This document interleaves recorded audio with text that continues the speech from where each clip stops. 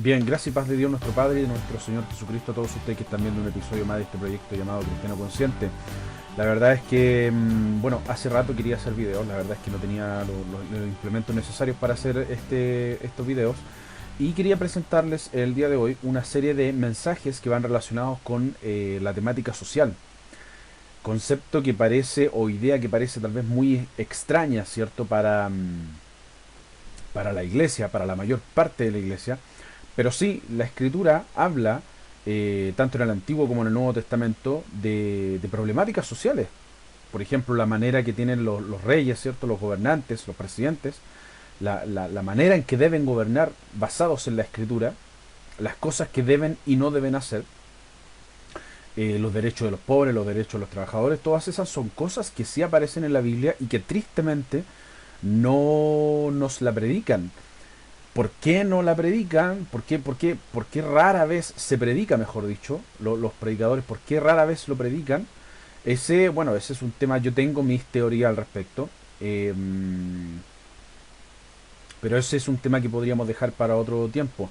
El punto es que quiero efectivamente dar a conocer este tipo de mensajes que son parte de lo que Dios le dijo a los profetas, por ejemplo, que son parte de lo que Jesús transmitió, perdón, lo que los apóstoles transmitieron, el apóstol Santiago sobre todo, eh, que son temas que abarcan a la sociedad. Es decir, estamos acostumbrados, ¿cierto?, a escuchar mensajes que van en relación con el pecado, qué sé yo, con la salvación de Jesucristo, qué sé yo.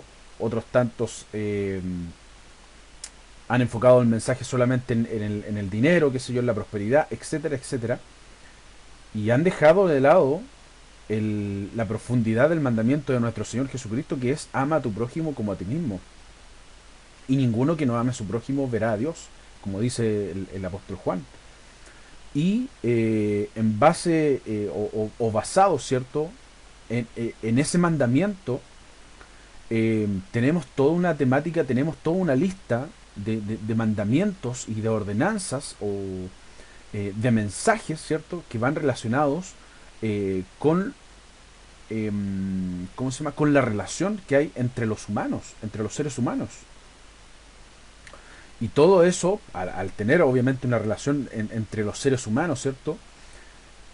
Todo eso afecta a la sociedad. Y ¿cómo se llama? Por ejemplo, al punto de que cuando Jesús dice, ¿cierto? Eh, habla acerca de este mandamiento, ama a tu prójimo como a ti mismo. Juan dice que es un nuevo mandamiento, no porque sea nuevo en cuanto a palabras, pero sí en cuanto a conceptos. Ese es un tema que, bueno, vamos a ir tocando otra vez de esta serie de mensajes. Y es un mandamiento nuevo, como les decía, en cuanto a conceptos. Y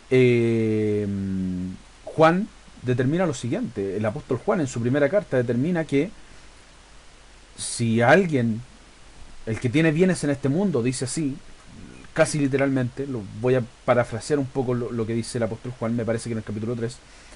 Si alguien que tiene bienes en este mundo ve a su hermano tener necesidad y cierra contra él su corazón, es decir, ¿cómo puede eh, estar, vivir, ¿cierto? Morar el amor de Dios en él?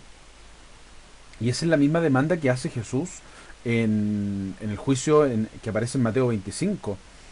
Estuve enfermo y no me visitaste, ¿cierto? Tuve necesidad, ¿cierto? No me ayudaste, etcétera, etcétera. Dependiendo de la traducción. Entonces son cosas que van más allá de la fe. Van más allá del simple hecho de creer. Y esa es la temática que quiero compartir el día de hoy. Las cosas que tenemos que hacer que son necesarias en el reino y que van más allá de la fe.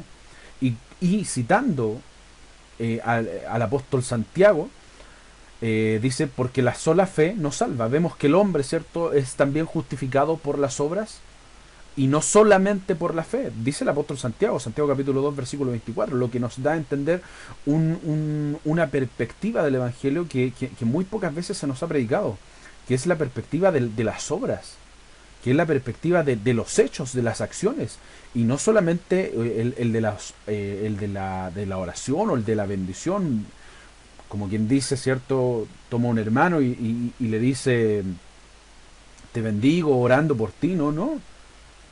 Juan dice claramente, el que tiene bienes en este mundo, y está hablando de algo material, el que tiene bienes en este mundo y ve a su hermano tener necesidad y cierra contra él su corazón, ¿cómo puede morar el amor de Dios en él? Y cualquiera que no ame a su hermano, ¿cierto?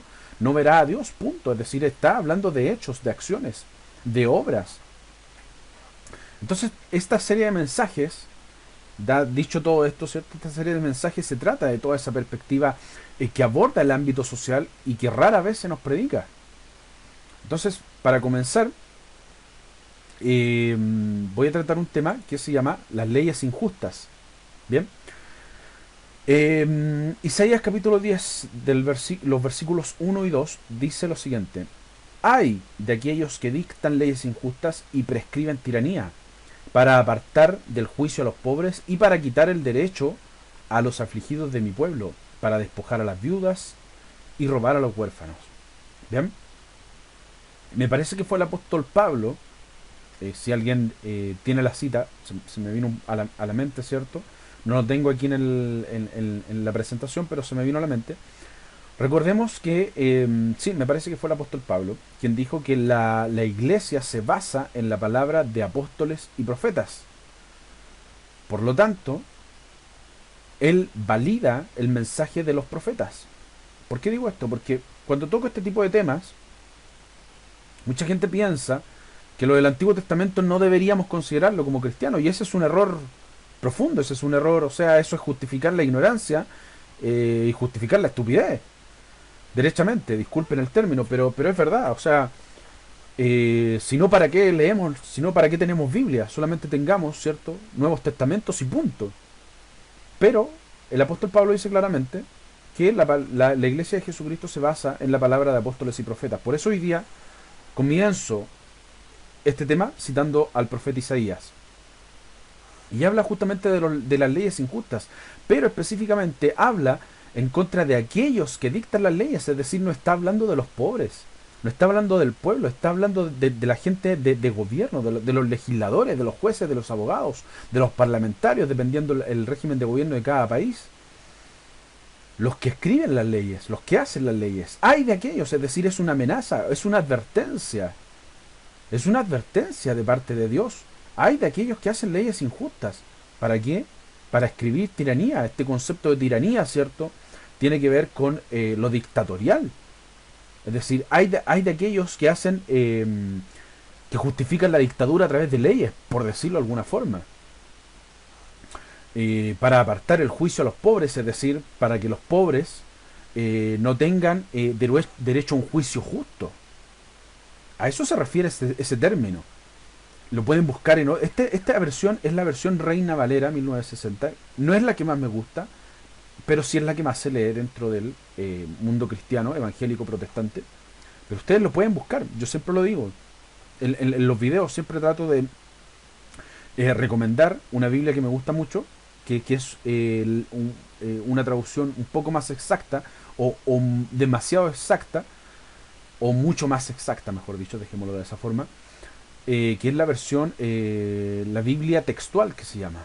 Y hay otra versión que no es protestante, que es una Biblia católica, que se llama la Biblia latinoamericana, que me parece que es del año 1972.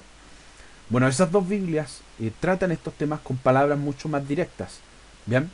No en un lenguaje, no en un español tan antiguo, y los términos, ¿cómo se llama? Las traducciones son mucho más exactas de esas dos Biblias.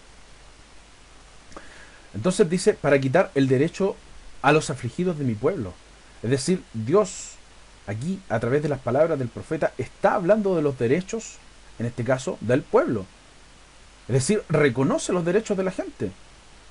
Por lo tanto, una persona que actúa con tiranía, independiente de que sea un presidente ateo o cristiano, sobre todo los cristianos, porque las palabras de los profetas, recordemos que no iban para el mundo, sino que iban directamente al pueblo de Dios. Entonces, aquí deberíamos considerar solamente a los presidentes que se dicen cristianos, pero que actúan como tiranos, como dictadores, y le quitan el derecho al pueblo, a la ciudadanía, y también el derecho a un juicio justo a los pobres. Bien, Dios reconoce los derechos de la gente. Aquí en ningún momento podemos ver, por ejemplo, al profeta justificando las acciones de estos presidentes cristianos, o que se dicen cristianos, sino que simplemente está defendiendo a la gente, está defendiendo al pueblo, está defendiendo a la ciudadanía, a los pobres. Y dice, para despojar a las viudas y robar a los huérfanos. Tanto el concepto como viuda y huérfanos eran... se trataba de gente pobre. Antes no existían estos fondos de pensión, ¿cierto? Ni subvencionados por el Estado, ni nada por el estilo, para ayudar a los ancianos, a los que no podían trabajar. Por lo tanto, una mujer viuda estaba condenada a la pobreza, lo mismo que pasaba con un huérfano. Con los huérfanos estaban condenados a la pobreza porque trabajaban tal vez en la medida de sus fuerzas y sus fuerzas eran pocas. Entonces un huérfano era simplemente un pobre, así de simple. Entonces aquí está Dios defendiendo al pobre, a la ciudadanía, no está defendiendo a ningún presidente que se diga cristiano, así de simple. Para entrar un poco más en el contexto de las palabras de Isaías, eh, quiero comentar que antiguamente en el pueblo de Israel, eh, este concepto de injusticia que se cometía contra la ciudadanía, contra el pueblo, contra las personas, específicamente contra los pobres, era un concepto que iba muy ligado a la idolatría, es decir, era como las consecuencias de la idolatría, y ese es justamente el punto. Permiso. Ese es justamente el punto. Siempre se hace énfasis o estudio bíblico o se le pone el acento, ¿cierto?, a el pecado de Israel en cuanto a la idolatría, pero resulta que tanto la injusticia social, en la sociedad me refiero, como la idolatría eran pecados que iban de la mano. Y sí, digo derechamente pecados. Por eso el profeta Isaías decía claramente, hay de aquellos, es decir, es una amenaza de Dios. Les viene un mal a aquellos que actúan con tiranía contra los pobres, así de simple. Entonces, para entrar un poco en el contexto, vamos a leer al profeta Isaías en el capítulo 1, desde el versículo 3 al 17, dice, aquí está hablando Dios, disculpen, no me traigáis más vana ofrenda, el incienso me es abominación, la luna nueva y el día de reposo, el convocar asambleas, no lo puedo sufrir. Son iniquidad vuestras fiestas solemnes. Vuestras lunas nuevas y vuestras fiestas solemnes las tiene aborrecida mi alma, me son gravosas, cansado estoy de soportarlas. Cuando extendáis vuestras manos, yo esconderé de vosotros mis ojos. Asimismo, cuando multipliquéis la oración, yo no oiré. Llenas están de sangre vuestras manos, lavaos y limpiaos, quitad la iniquidad de vuestras obras delante de los ojos, dejad de hacer lo malo, aprended a hacer el bien, buscad el juicio, restituid al agraviado, haced justicia al huérfano y amparad a la viuda. Fíjense el consejo que da Dios en este último versículo. Es un consejo de acción, es un consejo de obra, no es un consejo de fe. No dice, por favor, tengan fe, no dice, por favor, crean en mí. No, no, no. No está haciendo un llamado evangelista. Está haciendo un llamado a lo social, a la misericordia, a la caridad. Y eso lo dice claramente la Escritura. Ni Jesús ni los apóstoles invalidaron la palabra de los profetas, por el contrario. Vuelvo a parafrasear, ¿cierto?, las palabras que estoy seguro que son del apóstol Pablo, que dicen que la iglesia de Dios se basa en la palabra de apóstoles y profetas. Entonces, no está inválida la palabra de los profetas. Y sobre todo si consideramos que, de hecho, el mismo profeta Isaías dice claramente que el cielo pasarán el cielo y la tierra, ¿cierto? Pero mi palabra no pasará, se secará la hierba, se caerá la flor, ¿cierto? Pero mi palabra permanece para siempre. Es decir, la palabra de los profetas es una palabra que permanece en constante cumplimiento. No es una palabra inválida, no debería rechazarse. Entonces, así como Dios le habló en su momento a su pueblo, en ese tiempo el antiguo Israel, refirámonos a ellos como el antiguo Israel, hoy día también le puede hablar a su pueblo así, porque la palabra de Dios no pasa. Entonces, aquí Dios está diciendo, entre el versículo 13, ¿cierto?, 14 y 15, ¿cierto?, Dios les está haciendo un reclamo al pueblo de Israel. Y está hablando de que el prender incienso, las lunas nuevas, los días de reposo, la convocación de asambleas, son cosas que Dios no quiere. Entonces la pregunta es, ¿por qué si se supone que Dios ordenó todas esas fiestas? En la ley que Dios le entrega a Israel por mano de Moisés. ¿Por qué Dios ordena esas fiestas y luego en los días de Isaías, del profeta Isaías, dice que ya no quiere esas fiestas? La razón es muy sencilla. En el antiguo Israel eh, se pervirtió tanto, ¿cierto? El pueblo de Israel, que en esas fiestas comenzaron, perdón, a adorar dioses paganos. Bien. Entonces, dentro de los días de reposo estaba la adoración a la diosa Cera, al dios Baal, a Moloch, que son los principales dioses que ellos adoraban. Entonces juntaron los días de fiestas solemnes, ¿cierto? De la ordenanza que Dios le da a Israel por mano de Moisés, y en lugar de adorar a Dios, comenzaron a adorar dioses paganos. Recordemos, y esto por supuesto era terrible, porque, bueno, aquí vemos una imagen del dios Moloch. Al dios Moloch se le ofrecían, este es un recuadro moderno, ¿cierto? Y al dios Moloch se le ofrecían los bebés en sacrificio para ser quemados, vivos.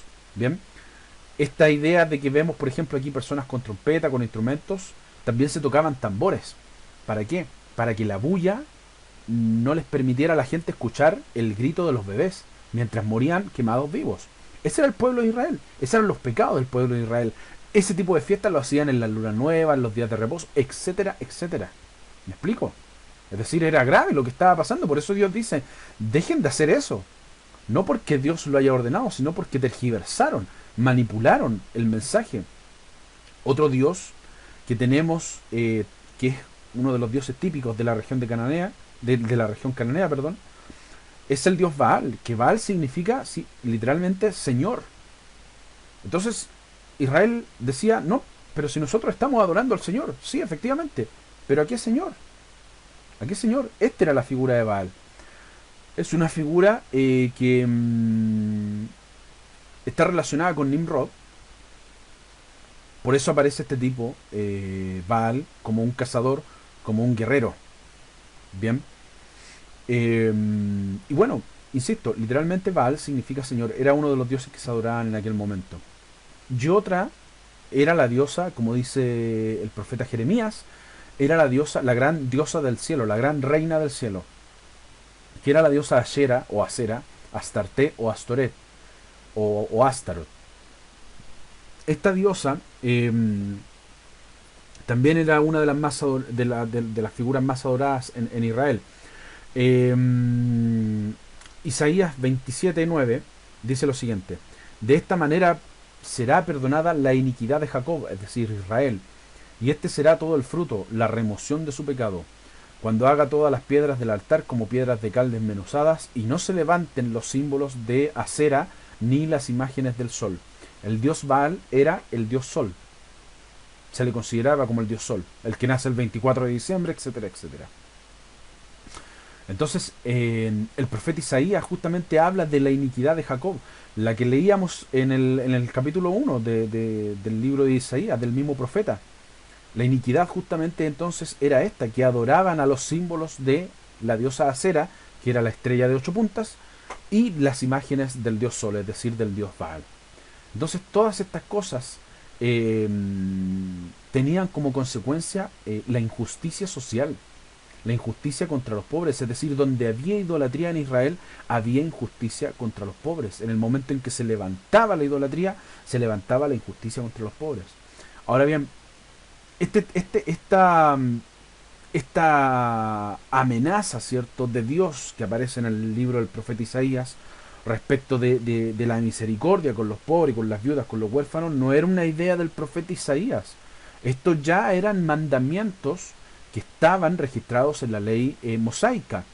Éxodo capítulo 22, de los versículos 22 al 24, dice lo siguiente: a ninguna viuda ni huérfano afligiréis, porque si tú llegas a afligirles y ellos clamaren a mí, ciertamente oiré yo su clamor, y mi furor se encenderá, y os mataré a espada, y vuestras mujeres serán viudas, y huérfanos vuestros hijos. Es decir, ya había una advertencia. en la ley mosaica acerca de la opresión contra estos dos tipos de personajes que eran pobres, que son las viudas y los huérfanos. Dios ya, perdón, Dios ya había preparado, ¿cierto? Una advertencia contra quienes opriman a estos dos personajes, que son las viudas y los huérfanos. Por lo tanto, no era una idea de Isaías, que nace del profeta Isaías, tampoco era de desconocimiento del pueblo de Israel. Y con esto también se prueba el hecho de que el pecado de Israel no solamente tenía que ver con la idolatría, ¿cierto? O con algún tipo de pecado sexual, como tanto le gusta apuntar a las iglesias evangélicas, ¿cierto? No, está hablando de una opresión contra la gente. Está hablando de una cuestión social, aborda un tema social. Y esto ya se venía advirtiendo en la ley mosaica. Entonces, no era una idea vaga, no era una idea que se le ocurrió al profeta Isaías. No era algo menor tampoco. Era un pecado que ya se había advertido en la ley. Levíticos 19, versículo 13 dice, por ejemplo, no oprimirás a tu prójimo ni le robarás, ni retendrás el salario del jornalero en tu casa hasta la mañana. Es decir, fíjense que Dios se preocupaba hasta de que le pagaran el sueldo a los jornales. Entonces, son conceptos sociales que aparecen en la escritura y que no se les toma el peso a esto. No se le toma el peso a esto, y Dios ya desde esos años, desde los días de Moisés, venía advirtiendo este tipo de problemática. Este tipo de pecados ya los venía advirtiendo.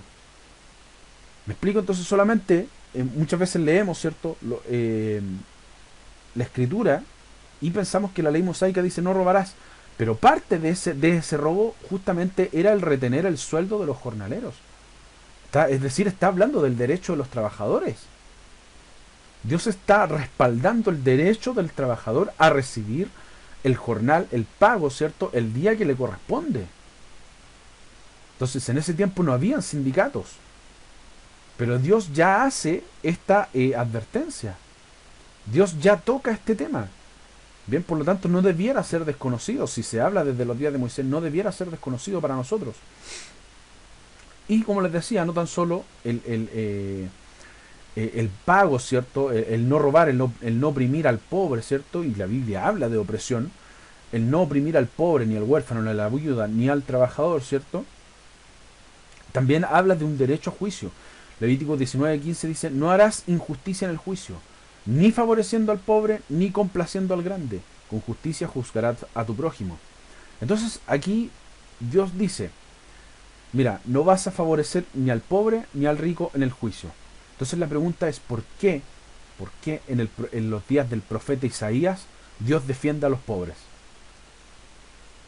Porque simplemente el primer golpe, por decirlo de alguna forma, la primera injusticia, el primer golpe contra la sociedad, no lo cometieron los pobres, sino los ricos.